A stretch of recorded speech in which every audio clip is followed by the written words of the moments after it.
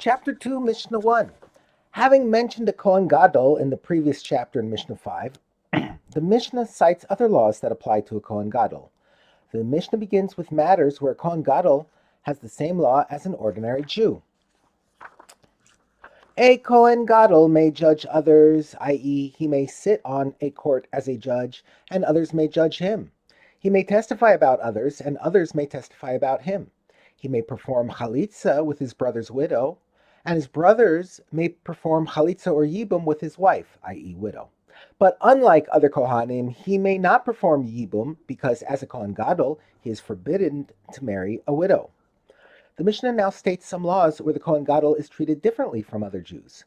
The Torah forbids a Kohen Gadol to become tameh from any dead person, even his closest relative, as it is stated. He shall not come near any dead person. He may not become tameh to his father or to his mother. Leviticus chapter 21, verse 11. The Mishnah explains what a Kohen Gadol does at the funeral procession of a relative.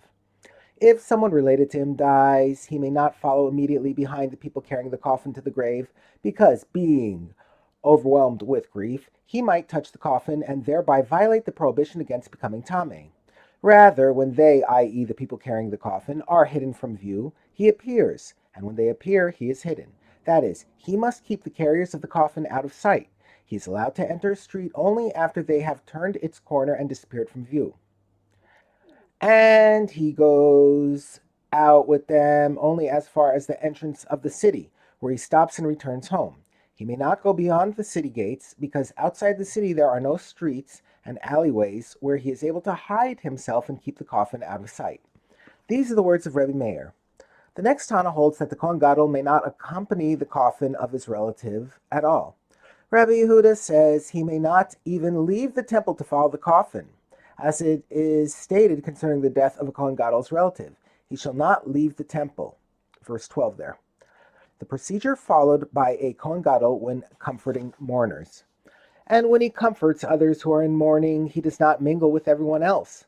Rather, as it is customary after the burial, the mourners stand in place, and all the people pass in front of them, one after another, offering words of comfort, while the one appointed as the deputy Kohen Gadol places the Kohen Gadol in the middle, between himself and the people.